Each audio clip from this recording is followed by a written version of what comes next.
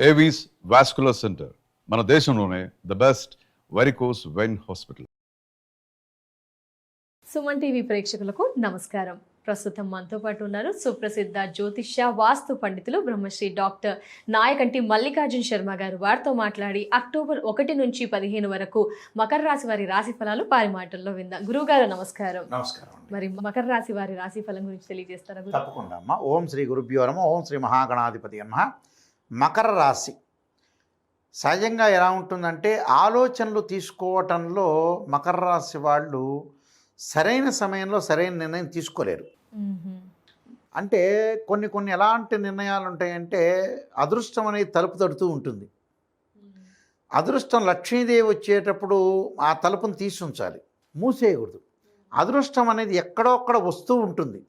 ఆ అదృష్టం వచ్చినప్పుడు ఆ అదృష్టాన్ని మనం సద్వినియోగం చేసుకోవాలి.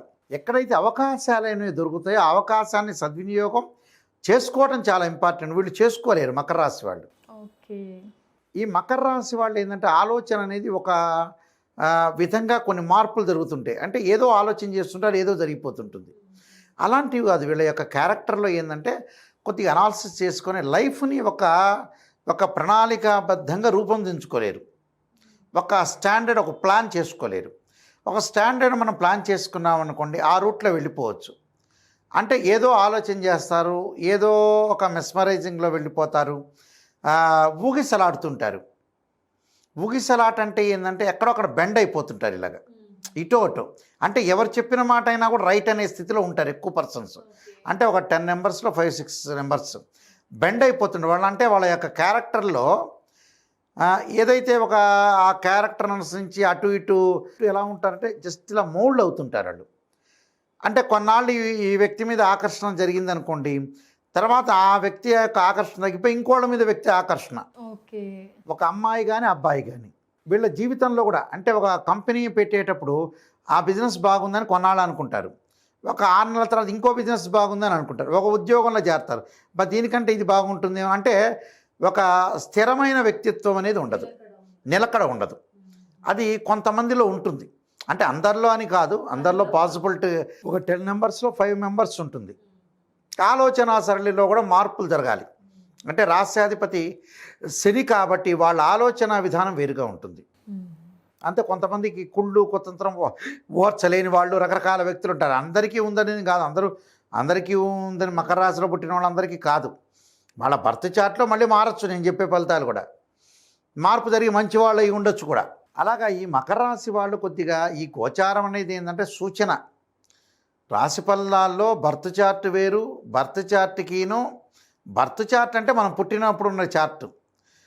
ఇదేమో ట్రాన్సిట్ చార్ట్ అంటారు.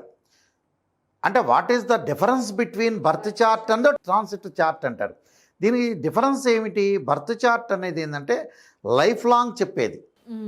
అంటే 16 లగ్న కుండల్ని డీ చార్ట్స్ అనాలిసిస్ చేసి, దశలు అంతర్దశలు చూసి అనాలిసిస్ చేసి, ఫైనాన్షియల్ పరంగా ఎలా ఉంటుంది, మ్యారేజ్ లైఫ్ ఎలా ఉంటుంది, సంతానం అనేది ఎలా ఉండబోతుంది, ఫ్యామిలీ పరంగా ఉండే ఇబ్బందులు ఏ విధంగా ఉండబోతున్నాయి, ఎంప్లాయ్మెంట్ ఏంది, బిజినెస్ ఏంది, హౌ టు డెవలప్మెంట్ చెప్పగలిగేదే బర్త్ చార్ట్.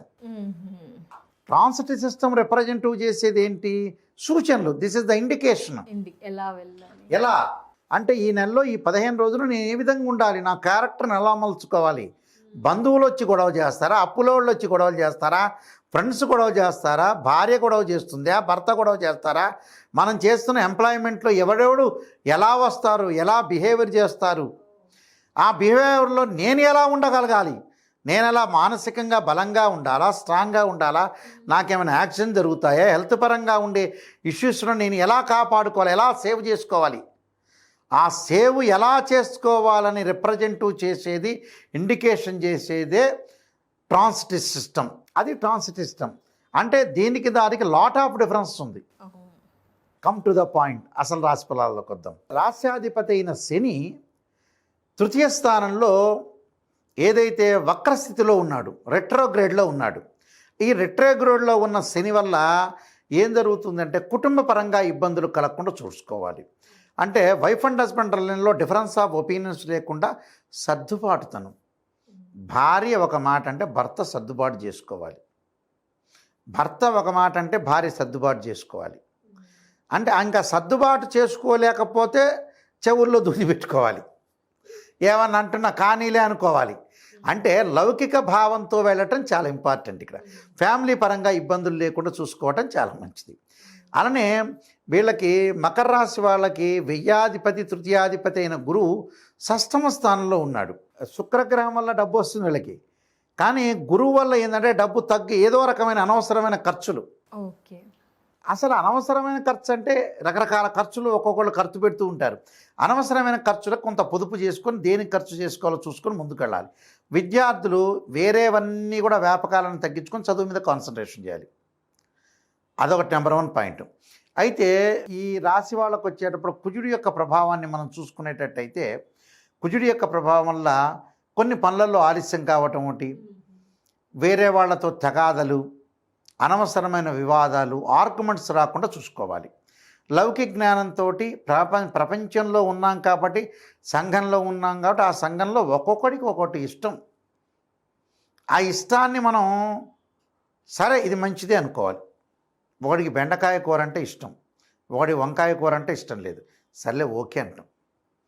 అంటే ప్రమాదాలు గ్రాస్పింగ్ పవర్ ఉంది కదా అని ఎక్కువగా మాట్లాడితే కూడా గొడవలు జరిగే సందర్భాలు ఉంటాయి. అది ఫ్యామిలీ కావచ్చు, పిల్లలతో కావచ్చు, ఇంకోళ్ళతో కావచ్చు, ఎనీ పర్సన్.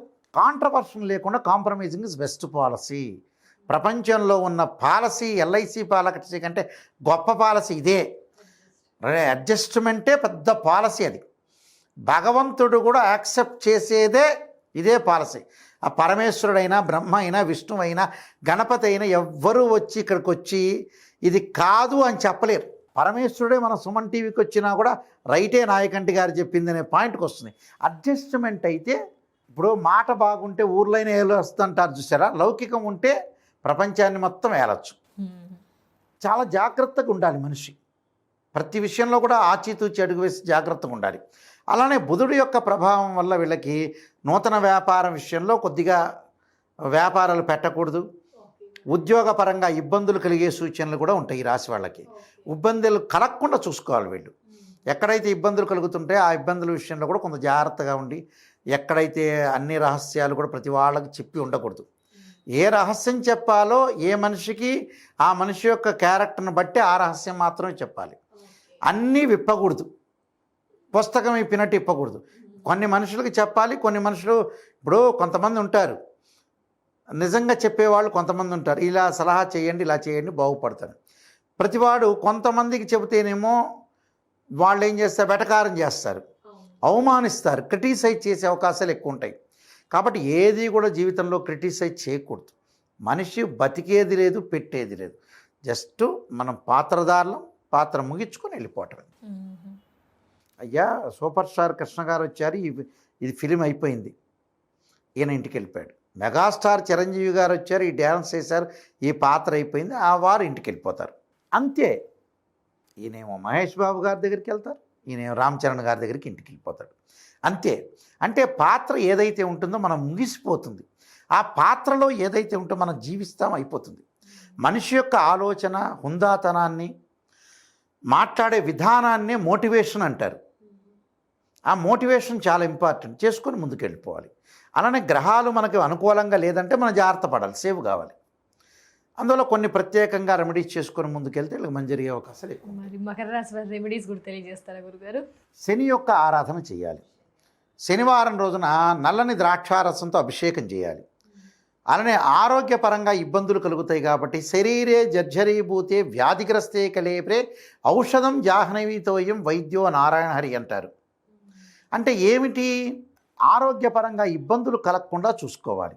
ఆరోగ్యం ఏదైతే ఇబ్బందులు కలుగుతుంటుందో మనం జాగ్రత్త పడాలి. దీర్ఘకాలిక వ్యాధులను, లాంగ్ రన్లో డిసీజెస్. అంటే ఆరోగ్యం మహాభాగ్యం అన్నారు, హెల్త్ ఈజ్ గ్రేట్ లక్ అన్న, హెల్త్ ఈజ్ వెల్త్ అన్నారు. ఆరోగ్యాన్ని కాపాడుకోవాలి. విద్యార్థులు మటుకు దక్షిణామూర్తి స్తోత్ర ప్రాణం చేయాలి. స్త్రీలు మనోభావాలు మానసికంగా స్ట్రాంగ్గా ఉండటానికి క్షీరపుత్రాయుధి అమృతతత్వాయుధీమే తన్నో చంద్రప్రచోదయాత్ అనే మంత్రాన్ని చక్కగా చదువుకుంటే సరిపోతుందండి. ధన్యవాదాలు గురుగారు. నమస్కారం. నమస్కారం.